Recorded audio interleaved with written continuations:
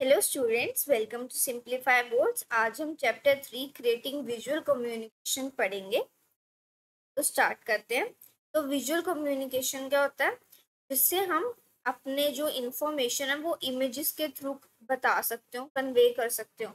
तो इसमें हम समायरा और शिरोम का विजिट देखेंगे।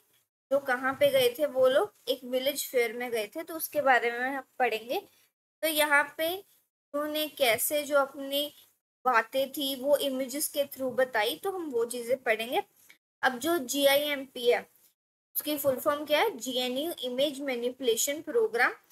उस टूल को यूज किया गया और वो जो टूल है वो किस चीज के लिए यूज होता है? एडिटिंग और इमेज को इनहांस करने के लिए। तो जैसे विजुअल्स है उससे क्या होता है, कंटेंट जो होता है वो बहुत अट्रैक्टिव लगता है। अब जैसे हमने यहाँ पे रिटर्न भी लिखा है बट साथ में इमेजेस भी हैं, तो कंटेंट क्या है? अट्रैक्टिव लगता है और जो चीजें हैं वो ज्यादा अच्छे से याद रहती हैं। अब पहले तो जो पिक्चर चाहिए हमें वो पिक्चर सिलेक्ट कर लेनी है कि जो इमेज है वो क्लियर होनी चाहिए, उस प्रॉपर फोकस्ड इमेज होनी चाहिए। और जो भी हमने अपनी चीज को बताना, जैसे फेयर के बारे में बताना था, फेयर की राइट्स, तो वहां पे फेयर की इमेज होनी चाहिए। तो जो भी चीजें हमने दिखानी है उसके एक प्रॉपर इंफॉर्मेशन, रेलिवेंट इंफॉर्मेशन उस इमेज से कन्वे होनी चाहिए। साइज उसका सूटेबल होना चाहिए और कोई भी बैकग्राउंड ऐसी नहीं होनी चाहिए जो डिस्ट्रैक्ट कर रही हो, मतलब जो नहीं चाहिए हमें, वैसा कुछ नहीं होना चाहिए। एक अच्छी क्लियर इमेज होनी चाहिए। फिर अब GIMP होता क्या है? अब ये एक ओपन और फ्री ग्राफिक्स एडिटर सॉफ्टवेयर है। मतलब इससे हम फ्री में जो एडिटिंग है वो कर सकते हैं। अब ये किस चीज के लिए यूजफुल है?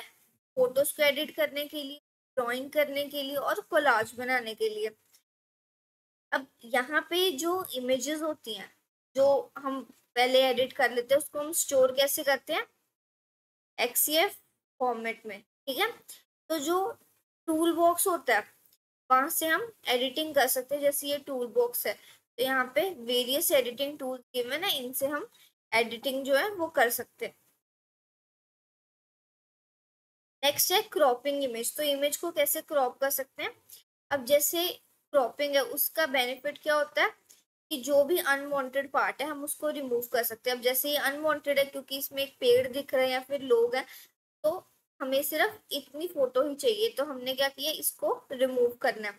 तो हम टूल को सिलेक्ट करेंगे और फिर बाद में इमेज पे जाएंगे, उसको क्रॉप कर लेंगे, क्रॉप टूल पे जाएंगे। फिर अब जब हमने क्रॉप टूल पे गए और हमने फोटो को क्रॉप कर लिया, तो उससे क्या हुआ कि जो फोकस है वो सिर्फ हमारा मेन इमेज पे रहा। क्रॉपिंग से क्या हमें हेल्पफुल थी कि जो फोकस है वो मेन इमेज पे रहा, पूरी इमेज पे नहीं रहा। जिसमें अनवांटेड पार्ट था वो हट गया और हमारा जो फोकस है सिर्फ एक इस पे रहा, इम्पोर्टेंट पार्ट ऑफ इमेज पे।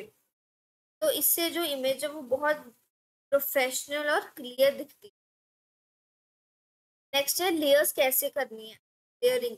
तो जो लेयर्स है उसमें हम जो एडिटिंग है वो अलग अलग जो इमेजेस है उनके पार्ट्स को डिफरेंटली हम एडिट कर सकते हैं। तो इसमें हम जब गए टूल्स पे, ट्रांसफॉर्म टूल्स पे, तो हमने मूव किया, मतलब पहले तो हमने पेस्ट किया उसको, एक नई लेयर क्रिएट की जिससे वो डुप्लीकेट लेयर जो है वो क्रिएट हो गई।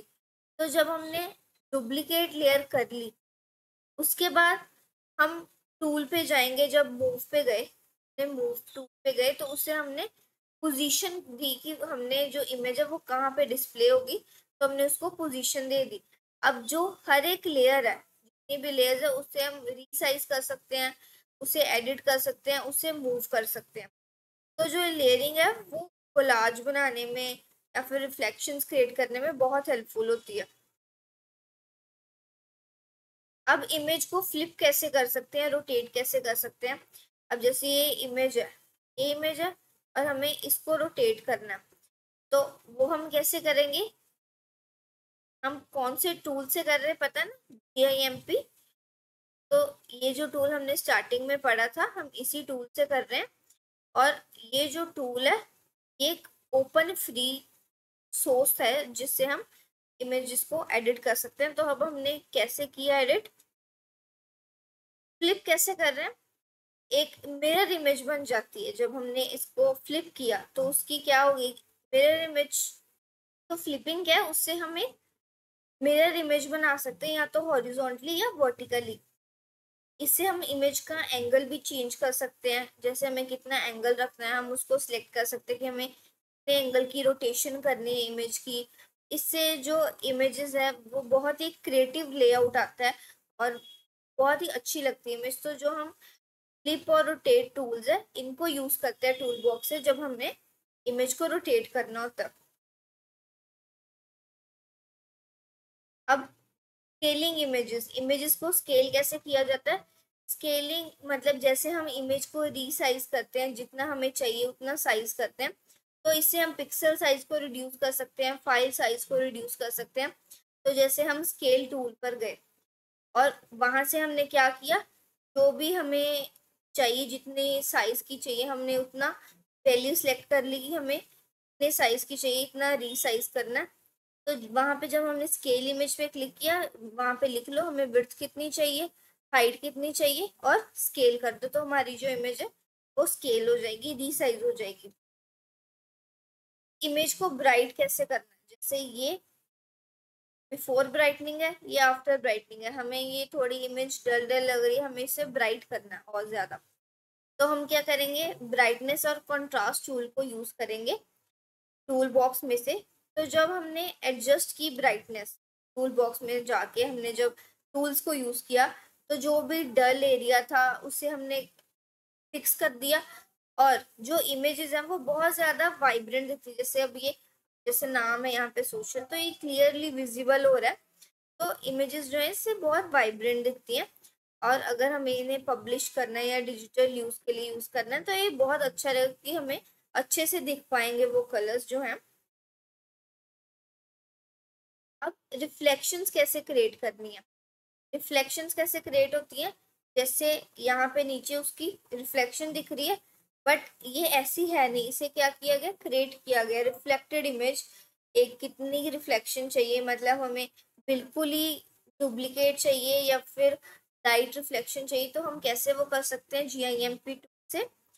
तो हमने जो इमेज है उसको कॉपी किया और एक नया कनवास खोल लिया। तो जो डुप्लीकेट हमने इमेज एक और क्रिएट की, मतलब जो कॉपीड इमेज थी, तो हमने उसको रिफ्लेक्शन क्रिएट की, कैसे की, जैसे हमने एक न्यू इमेज क्रिएट की, उसका विड्थ और हाइट कर लिया कि हमें कितना रखना है। और अब ये बता दिया कि जो हमने रिफ्लेक्शन क्रिएट कर दी वो कैसे रखनी है, मतलब ट्रांसपेरेंसी रखनी है या कैसे रखना है। तो हमने ये फ्लिप्ड इमेज है। अब हमने क्या किया, लेयर मास्क यूज किया और वहां पे जाके हमने एक लेयर मास्क जब ऐड किया तो उससे जो है ना, ये दो ये ब्लेंड हो जाएंगे, मतलब ऐसा नहीं लगेगा कि ये हमने रिफ्लेक्शन क्रिएट की, ऐसा लगेगा नेचुरल है। तो ये जो है यहाँ से ब्लेंडिंग हो जाए और ये बिल्कुल सेम लगे, उसके लिए हमने क्या किया, लेयर मास्क को यूज किया। तो जब हमने इसकी अलाइनमेंट को एडजस्ट कर दिया तो ये लुक ऐसी देगी। तो ये बहुत ही प्रोफेशनल और मॉडर्न लुक लगता है, बहुत ही क्रिएटिव लुक लगता है ऐसे देखने में। अब हम टेक्स्ट को कैसे ऐड कर सकते हैं इफेक्ट्स के साथ। अब जैसे हमने टेक्स्ट लिख लिया ब्लैक फॉन्ट में, ठीक है, तो अब हम फिल्टर्स में गए, फिर हमने वहां से ब्लर पे जाकर गॉसियन ब्लर इफेक्ट जो है वो सिलेक्ट कर लिया। अब हम जब हमने वो सिलेक्ट किया, हमें पता कि हम कौन सा इफेक्ट यूज करना है, लेयर पैलेट से हमने वो जो 3 लेयर्स है वो सिलेक्ट कर लिए। अब हमने जब 3 लेयर सेलेक्ट किए तो हमने एक प्लाज्मा इफेक्ट दे दिया उसको। प्लाज्मा इफेक्ट देने के बाद हम जब उसको इफेक्ट लगाया तो वो कैसा दिखा, ऐसा अ विलेज मेला। तो वो एक बहुत ही 3D लुक दे देता है जब हम उसमें इफेक्ट्स लगाते हैं।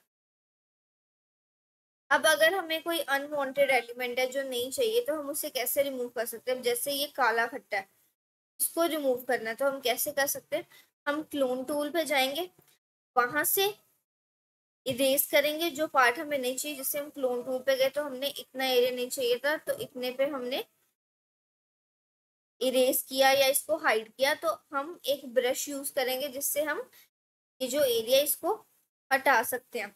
तो हमने सारा एरिया जो है वो सिलेक्ट कर लिया कंट्रोल पर प्रेस करके, और फिर हम चाहे लोगो रिमूव करें या टेक्स्ट रिमूव करें तो हम आराम से उसको रिमूव कर सकते हैं। कोलाज कैसे क्रिएट करना है, तो पहले तो एक नया कैनवास खोला जब हमने, उसके बाद जो इमेज है उसे सेलेक्ट किया। अब नया कैनवास खोलने के बाद बैकग्राउंड लेयर की, उसके बाद जो बैकग्राउंड कलर है हमें कौन सा चाहिए, ये चाहिए नहीं, उसको सिलेक्ट करने के बाद हमने इमेज को ऐड किया। इमेज ऐड करने के बाद इमेज को रीसाइज किया कि हमें कितना चाहिए। तो रीसाइज कैसे होता है हमने पढ़ा था स्केल से। फिर हमने इमेज को मूव किया, मूव मतलब ट्रांसफॉर्म टूल पे जाके मूव पर जाके हमने इमेज को मूव कर दिया कि हमें उसको कहाँ पे रखना है, यहाँ पे रखना है, यहाँ पे रखना है, यहाँ पे रखना है, कहाँ पे रखना है। तो जब हमने इमेज को मूव कर दिया उसके बाद सेम हम यहाँ से फिर से वही प्रोसेस करेंगे। हम जो नई इमेज है मतलब यहाँ से सेम प्रोसेस करेंगे, फिर हम नई इमेज जो है उसे ऐड करेंगे, फिर उसके बाद उसको रीसाइज करेंगे और फिर उसे मूव करेंगे कि हमें अब उसे कहाँ पे रखना है। तो ऐसे कर करके हम अपना जो कोलाज है वो क्रिएट कर लेंगे। अब हमने इसमें सारा क्या पढ़ा कि जो विजुअल कम्युनिकेशन होते हैं उससे हम बहुत ही एक ब्यूटीफुल तरीके से इमेजेस और टेक्स्ट को कंबाइन कर सकते हैं। जो GIMP टूल है उससे हम एडिटिंग कर रहे हैं और विजुअल्स को इन्हांस कर रहे हैं। तो ये जो टूल है ये एकदम मतलब कैसा सोर्स है, एक फ्री सोर्स है।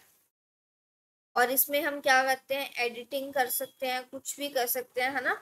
तो हम एडिट कर सकते हैं, क्रॉप कर सकते हैं, रीसाइज कर सकते हैं। तो इसमें हमने क्या क्या सीखा है, क्रॉपिंग सीखी, इमेज फ्लिप करना सीखा, स्केलिंग सीखी, रिफ्लेक्शन सीखा, टेक्स्ट को कैसे इफेक्ट लगाना वो सीखा। तो इसे हम जो है ये टेक्निक्स को हम किस में यूज कर सकते हैं, जैसे हमारे स्कूल के प्रोजेक्ट्स होते हैं हम उसमें हम इनको यूज कर सकते हैं। तो ये पूरे चैप्टर की ब्रीफ समरी थी। अगर आपको ये चैप्टर की एक्सप्लेनेशन पसंद आई हो तो वीडियो को लाइक करना, कमेंट में बताना कि आपको चैप्टर की एक्सप्लेनेशन कैसे लगी और चैनल को सब्सक्राइब कर देना। Thanks for watching.